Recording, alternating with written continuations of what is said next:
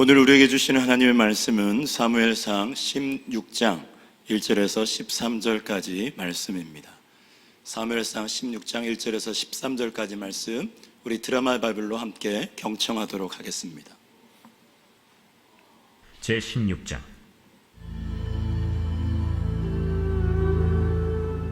여호와께서 사무엘에게 이르시되, 내가 이미 사울을 버려 이스라엘 왕이 되지 못하게 하였거늘 내가 그를 위하여 언제까지 슬퍼하겠느냐.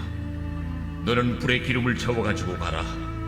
내가 너를 베들레헴 사람 이새에게로 보내리니 이는 내가 그의 아들 중에서 한 왕을 보았느니라. 내가 어찌 갈 수 있으리까? 사울이 들으면 나를 죽이리이다. 하니 여호와께서 이르시되, 너는 암송아지를 끌고 가서 말하기를 내가 여호와께 제사를 드리러 왔다 하고 이새를 제사에 청하라. 내가 네게 행할 일을 가르치리니 내가 네게 알게 하는 자에게 나를 위하여 기름을 부을지니라. 사무엘이 여호와의 말씀대로 행하여 베들레헴에 이르매 성읍 장로들이 떨며 그를 영접하여 이르되, 평강을 위하여 오시나이까? 평강을 위함이니라. 내가 여호와께 제사하러 왔으니 스스로 성결하게 하고 와서 나와 함께 제사하자. 하고 이새와 그의 아들들을 성결하게 하고 제사에 청하니라. 그들이 오매 사무엘이 엘리압을 보고 마음에 이르기를, 여호와의 기름 부으실 자가 과연 주님 앞에 있도다. 여호와께서 사무엘에게 이르시되, 그의 용모와 키를 보지 말라. 내가 이미 그를 버렸노라. 내가 보는 것은 사람과 같지 아니하니 사람은 외모를 보거니와 나 여호와는 중심을 보느니라. 이새가 아비나답을 불러 사무엘 앞을 지나가게 하매 사무엘이 이르되, 이도 여호와께서 택하지 아니하셨느니라. 이새가 산마로 지나게 하매 사무엘이 이르되, 이도 여호와께서 택하지 아니하셨느니라. 이새가 그의 아들 7을 다 사무엘 앞으로 지나가게 하나 사무엘이 이새에게 이르되, 여호와께서 이들을 택하지 아니하셨느니라. 내 아들들이 다 여기 있느냐? 아직 막내가 남았는데 그는 양을 지키나이다. 사람을 보내어 그를 데려오라. 그가 여기 오기까지는 우리가 식사 자리에 앉지 아니하겠노라.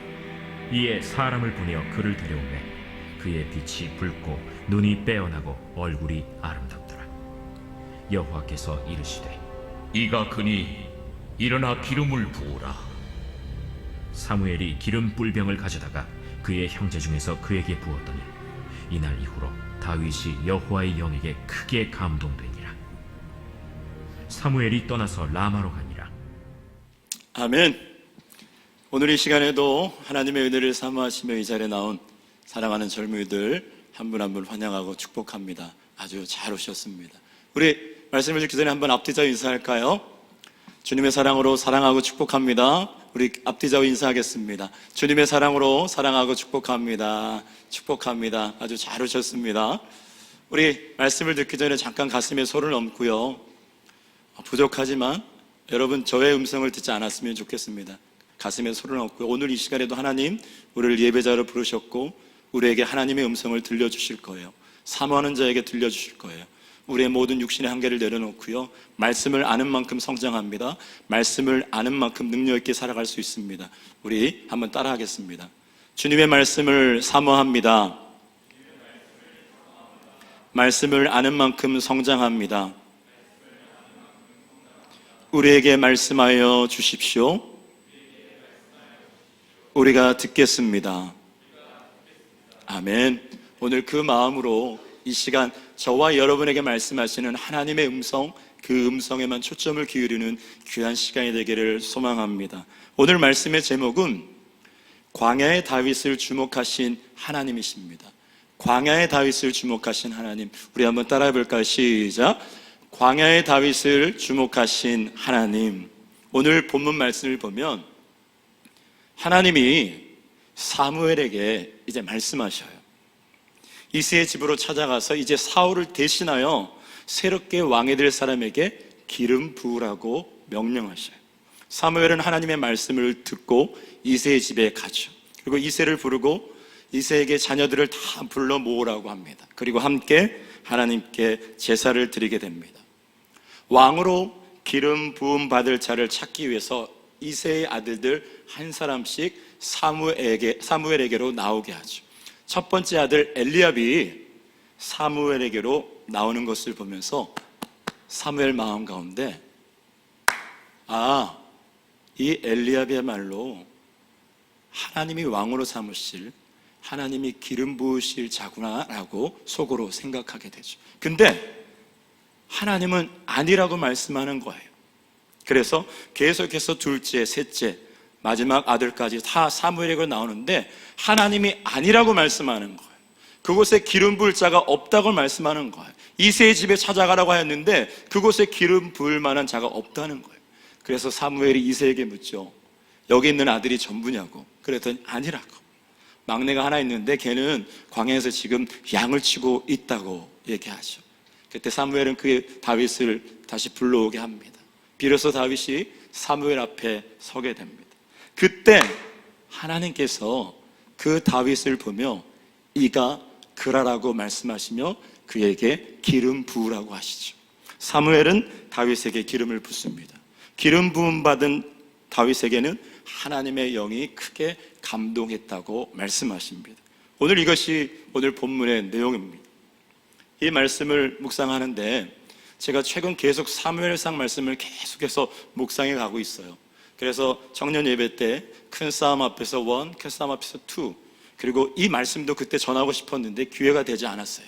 다른 예배 때는 한번 전했지만 우리 청년 예배 때 하나님이 저에게 주신 마음들을 같이 나누고 싶습니다. 여러분, 여러분의 젊은 날이 쉽지 않죠. 광야 같은 삶이죠. 남에게 잊혀진 것 같고 패배한 것 같고 실수한 것 같고 무너진 것 같은 그 광야 같은 젊은 날이죠. 근데 이 광야 한가운데서 하나님 앞에 신실하게 살아갔던 그 다윗의 모습을 보면서 저와 여러분, 젊은 날을 살아가는 저와 여러분이 어떠한 삶을 살아가야 되는지 말씀해 주시는 주님의 음성을 듣게 되었습니다. 주님이 말씀하실 때 우리를 향한 그 말씀 우리가 믿음으로 받고 예수의 사람으로 다시 한번 나의 삶을 조율할 수 있는 귀한 시간이 되길 소망합니다. 먼저 첫 번째는 하나님이 보는 것은 사람과 같지 않다는 것입니다. 하나님이 보시는 것은 사람과 같지 않다는 거예요. 우리 6절, 7절 말씀을 같이 읽도록 하겠습니다. 6절, 7절입니다. 우리 띄워주시고요. 6절, 7절 말씀을 같이 큰 소리로 읽도록 하겠습니다. 시작! 그들이 오매 사무엘이 엘리압을 보고 마음에 이르기를 여호와의 기름 부으실 자가 과연 주님 앞에 있도다 하였더니 여호와께서 사무엘에게 이르시되 그의 용모와 키를 보지 말라. 내가 이미 그를 버렸노라. 내가 보는 것은 사람과 같이 아니하니 사람은 외모를 보거니와 나 여호와는 중심을 보느니라 하시더라. 아멘. 하나님의 말씀을 따라 사무엘은 이새의 집에 찾아갔고 하나님께 제사를 드릴 수 있도록 이새와 이새의 아들들을 정결케 합니다. 그리고 함께 제사에 참여하였죠. 이새는 자신의 아들들을 다 불러 모았어요. 7명의 아들들을 불러 모았습니다. 먼저 장자인 엘리압이 사무엘 앞으로 나오죠. 오늘 본문 말씀처럼 사무엘을 보았을 때, 엘리압을 보았을 때 사무엘은 그의 마음 가운데 이 사람이야말로 하나님께서 기름 부으실 만한 사람이라고 생각하였다고 했습니다. 왜냐하면 그 엘리압의 외적인 모습이 정말 왕이 될 만한 모습 같았습니다. 그러나 하나님께서는 사무엘에게 그의 생각과 다른 말씀을 하시는 거예요. 하나님은 사무엘이 엘리압의 용모와 키를 보지 말라고 말씀하여 눈에 보이는 그것을 보지 말라고 말씀하시면서 엘리압의 용모나 키와 풍채가 사람이 보기에 정말 왕으로 삼을 만한 모습이었지만 하나님은 그것을 보지 말라고 말씀하세요. 누가 봐도 왕이 될 것이라고 생각할 만한 것이 엘리압에 있었어요. 그러나 하나님은 그것이 아니라는 거예요. 그래서 사무엘은 이 엘리압의 말로 하나님께서 왕으로 기름 부어 사용하실 사람이라고 생각하였지만 또 또 다른 일을 찾게 된 것입니다. 그런데 하나님은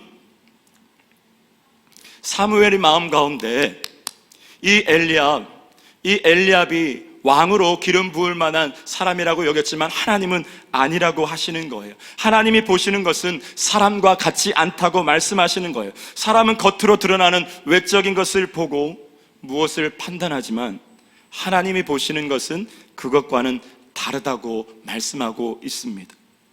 하나님은 밖으로 보여지는 외적인 모습, 그 사람이 가지고 있는 외적인 스펙, 어떤 외형적인 것이 아니라 그 사람의 중심의 태도, 내면을 보는 분이시라는 것입니다.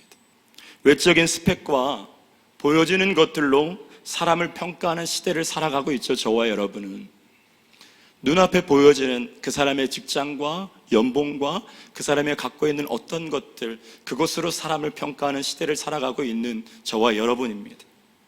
예수를 믿는 우리들도, 하나님의 자녀라고 하는 우리들도 언제나 그 사람의 외모가 뛰어나고 가지고 있는 능력이 뛰어나고 남들보다 탁월한 것들이 보이면 주눅이 들죠. 그리고 저절로 하나님은 저런 사람을 쓰실 거야 라고 생각하게 됩니다. 오늘 사무엘이 엘리압을 보고 여호와께서 기름 부으실 자가 과연 주님 앞에 있도다라고 생각한 것처럼 말입니다. 저 또한 그럴 때가 너무나 많아요. 목사이지만 저 또한 그럴 때가 참 많습니다. 그러나 오늘 본문 말씀은 우리의 생각과 하나님의 생각이 너무나 많이 다름을 말씀해 주고 있는 거예요. 하나님의 시선과 우리의 시선의 차이가 있음을 분명하게 말씀하고 있는 것입니다. 하나님은 사람과 같지 않다는 거예요. 외적으로 탁월했던 그 엘리압이었지만 하나님은 그에게 기름 부으시지 않으셨습니다. 외적으로 준비가 잘 되어 있는 것 같지만 그의 중심이 어떤지 보셨기 때문입니다. 우리는 볼 수 없죠. 그 사람의 내면이 어떤 상태인지.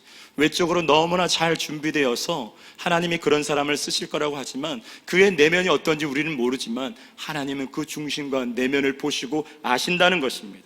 그의 중심이, 엘리압의 중심이 겉은 화려했지만 기름 부음 받을 만한 사람이 아니었기 때문입니다.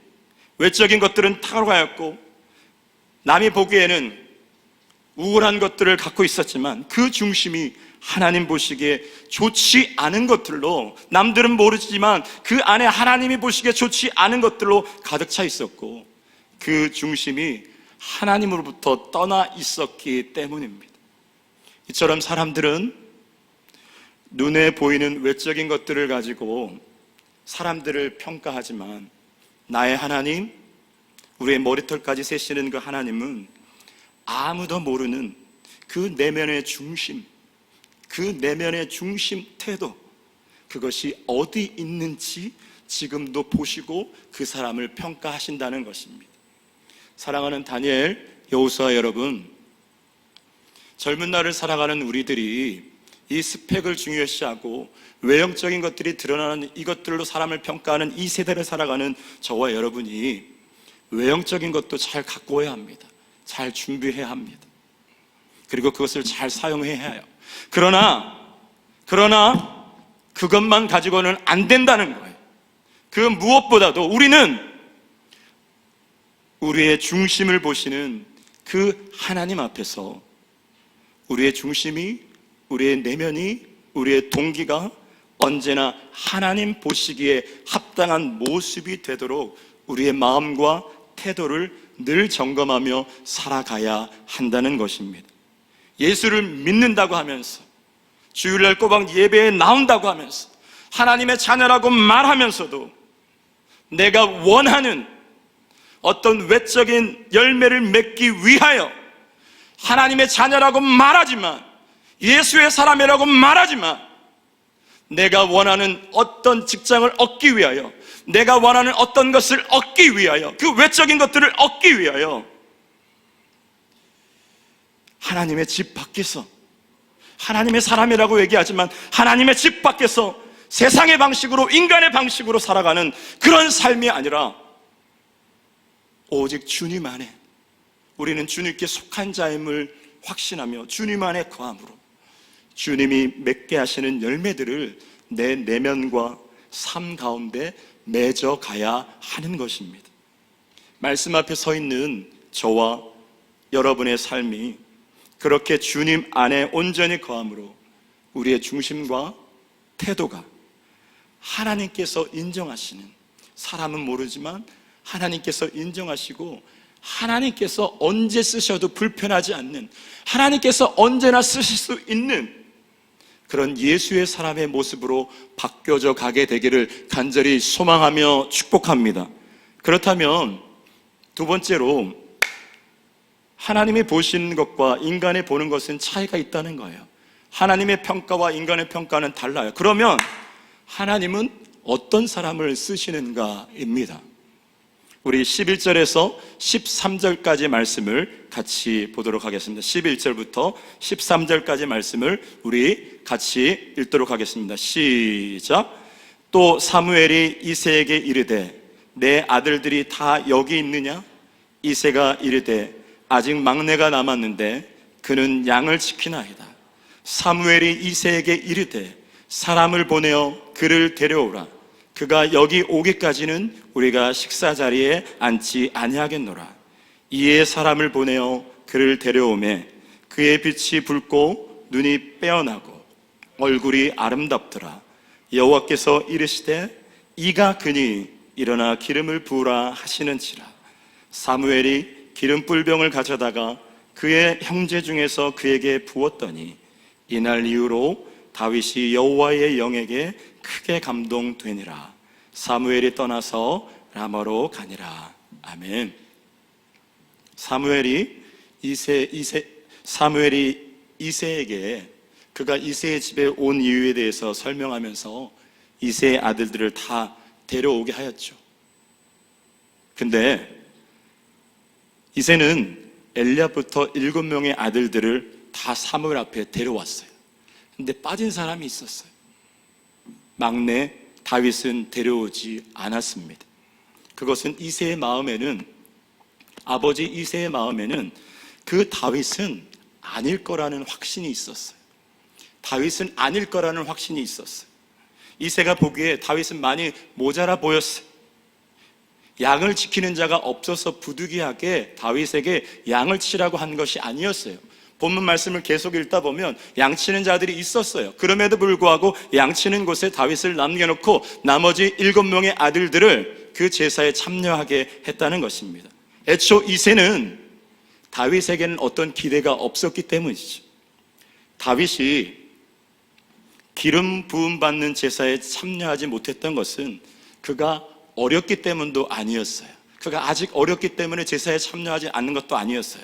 사무엘상 17장 12절에서 13절 말씀을 보면 이새의 아들들은 8명이 있고 그 중에 장성한 전쟁터에 나갈 수 있는 사람이 3명이었어요. 엘리압과 아미나답과 삼마였습니다. 그러면 나머지 5명은 아직 장성하지 않았다는 거예요. 성인이 아니었다는 것입니다. 다윗만 제사에 참여할 수 없었던 어린아이가 아니었고 나머지 형들도 그러했다는 것입니다. 그러게 다윗 홀로 양을 치는 곳에 남겨진 것이라면 평소 다윗은 아버지 이새에게 제대로 인정받지 못하고 있음을 발견하게 되는 거예요. 그러나 그런 다윗을 향한 그 이새 아버지의 마음과 달리 다윗의 마음은 달랐어요. 아버지에게 인정받지 못하였던 다윗이었지만 다윗은 그 아버지의 양을 지키기 위해서 불평하거나 소홀히 하거나 게으르지 않았어요. 자신을 인정해 주지 않는 아버지의 양을 지키고 있음에도 불구하고 불평하지 않고 소홀히 하지 않고 자신의 생명을 아끼지 않았음을 본문을 통해서 발견하게 되는 것입니다. 사무엘상 17장 34절 말씀을 보면 다윗이 사무엘에게 찾아갔죠. 우리 지난번에 말씀에 다 나눴었죠. 이제 골리앗을 향하여 나가 전쟁터에 나가기 전에 사무엘을 찾아갔죠. 그리고 다윗이 광야에서 양을 칠 때 양을 물고 갔던 그 사자와 곰의 발톱에서 하나님께서 지켜내셨고 그것을 자기가 지켜냈다고 얘기하죠. 다윗은 그 광야 한가운데서 아버지의 양을 지키면서 무서운 곰과 무서운 사자가 공격해올 때 몸을 사리지 않았습니다. 쫓아가서 그 곰과 사자의 입에서 아버지의 양을 구해왔습니다. 여기서 주목할 것은, 사랑하는 여러분, 여기서 주목할 것은 다윗은 자신의 양을 지키기 위해서 목숨을 걸지 않았다는 거예요. 아버지의 양을 위해서 목숨을 걸었다는 것입니다. 자신의 소유를 위해서, 자신의 무엇을 지키기 위해서 목숨 걸고 싸울 수는 있어요. 그러나 다윗은 자신을 인정해 주지도 않는 아버지의 양을 위해서 위험을 무릅썼다는 것입니다. 자신을 인정해 주지도 않고 자신을 알아주지도 않는 그 아버지의 양, 그리고 미래에 나의 것이 되지 않고 장자인 형의 것이 될 그 양을 칠 때 자신을 위협하는 곰이나 사자가 그 어린 양 한 마리를 물고 가면 그럴 수 있잖아요. 내 것도 아닌데 정말 나를 인정해주는 그 아버지라면 그를 위해서 뭐라도 할 텐데 나를 인정해주지도 않고 내 소유가 될 것도 아닌데 무서운 사자가 와서 그걸 물고 가면 내버려 둘 수 있잖아요. 왜? 그 양보다, 내 것이 아닌 그 양보다 내 생명이 귀하게, 내가 더 소중하기 때문에. 그러나 다윗은 그 아버지의 양을 지키기 위해서 목숨 걸고 그 양을 찾아왔던 것입니다. 누구도 보지 않는 그 광야에서 그냥 곰이 물어갔어요. 사자가 물어갔다 해도 누가 들어도 납득되고 이해할 만한 상황이었지만 그 아버지를 위해서 보이지 않는 광야에서도 최선으로 자신에게 주어진 일들을 감당해 내었다는 것입니다.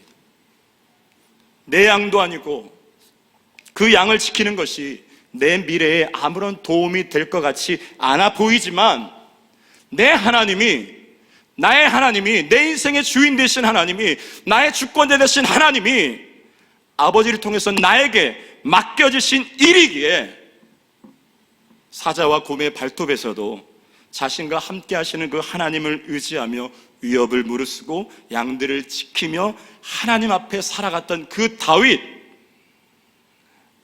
오늘 본문은 그 광야의 다윗을 하나님께서 주목하셨다고 말씀하고 있습니다.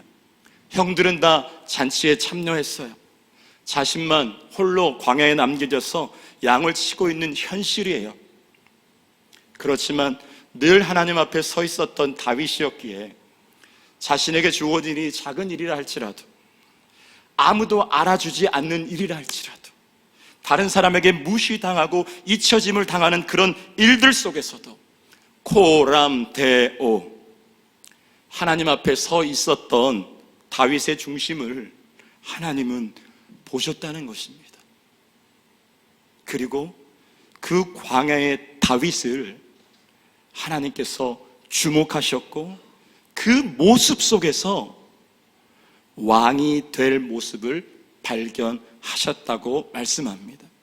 하나님은 이미 그 잔치자리에서 기름 부을 그 자리에서가 아니라 하나님은 이미 광야에 있는 그 광야에서부터 하나님 앞에 서 있었던 다윗을 보셨기에 오늘 본문에서 다른 사람이 아닌 그 다윗에게 사무엘을 통하여 기름을 부으셨던 것입니다.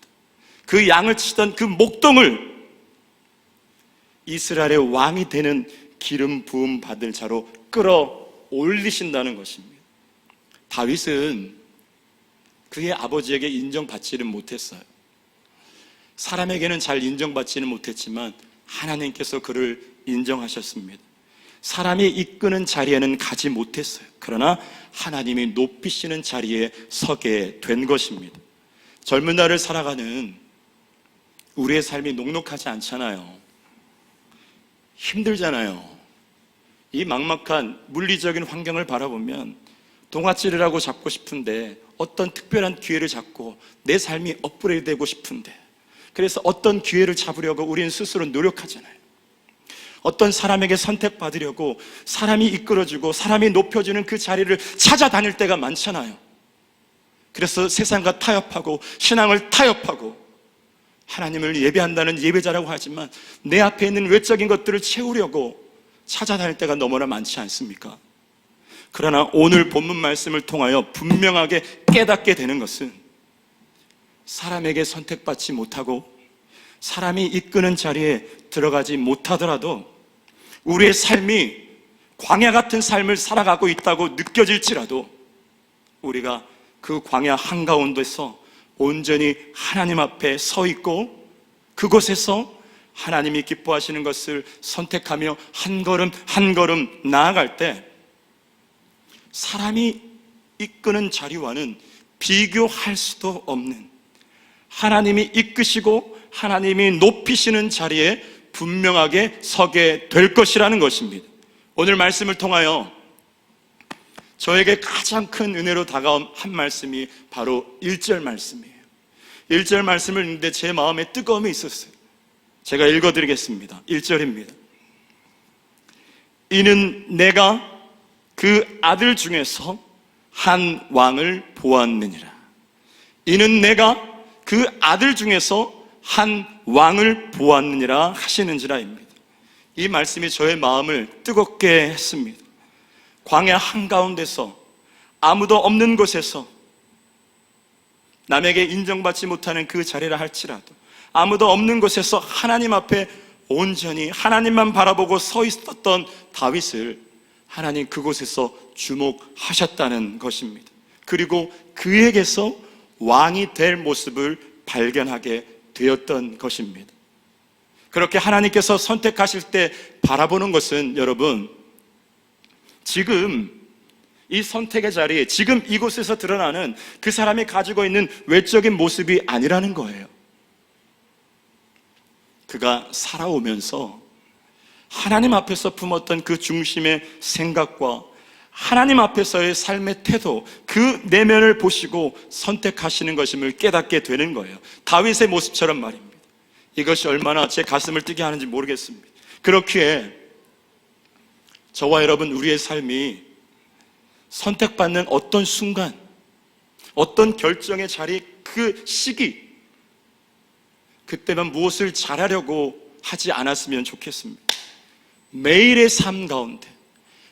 삶 가운데서도 코람데오, 하나님 앞에서 살아가는 저와 여러분이 되기를 소망합니다. 아무도 보지 않고 아무도 인정해 주지 않는 곳, 지금 저와 여러분의 현실일 수도 있죠. 잊혀짐의 장소, 그 광야 같은 곳에서도 하나님 때문에 불평하지 않고 원망하지 않고 게으르지 않고 포기하지 않고 낙심하는 것이 아니라 나에게 맡겨진 일들을 하나님께 하듯, 나에게 주어진 모든 일들을 하나님께 하듯 하는 저와 여러분의 삶이 되기를 소망합니다. 그러한 삶을 살아갈 때 사람들은 바보라고 해요. 아니에요. 코람데오, 하나님 앞에 하나님의 주권을 인정하며 나를 부르신 그곳에서 그러한 삶을 살아갈 때 여러분의 삶이 지금 혹 광야 같은 삶일지라도 그 삶은 실패와 잊혀짐의 장소가 아니라 오히려 하나님께서 주목하시고 선택하여 끌어올리시는 역전의 장소가 될 줄 믿습니다. 사랑하는 다니엘 여호수아 여러분, 하나님의 시선은 우리의 인간이 보는 것과 달라요. 하나님의 평가는 우리가 하는 평가와 달라요. 그렇게 우리가 사람 앞에 있지 않았으면 좋겠고요, 환경 앞에 있지 않았으면 좋겠고, 온전히 내가 믿는 하나님, 내 삶의 주인 되신 그 하나님 앞에 서 있게 되기를 원합니다. 우리의 젊은 날이 매일의 광야 같은 삶일지라도, 쉽지 않은 삶일지라도, 내 힘으로 이 광야를 헤쳐나갈 수 있을까 하는 그런 삶일지라도, 그런 삶 속에서도 내 인생의 주인 되신 그 하나님 앞에서 진실하고 신실하게 살아갈 수 있게 되기를 정말 축복하며 소망합니다. 그렇게 모든 삶 속에서도 하나님 앞에 온전히 서 있는 자, 하나님을 신뢰하기에 세상이 아닌 하나님께 올인하는 자, 하나님만을 붙드는 자, 세상은 그것이 멍청한 짓이라고, 플랜 B도 있어야 된다고 말하지만 하나님께 온전히 올인하는지, 하나님께 생명을 거는지, 이 시대에도 하나님은 그런 사람이 끌어올릴 수 없는 놀라운 자리로 이끄시는 줄 믿습니다.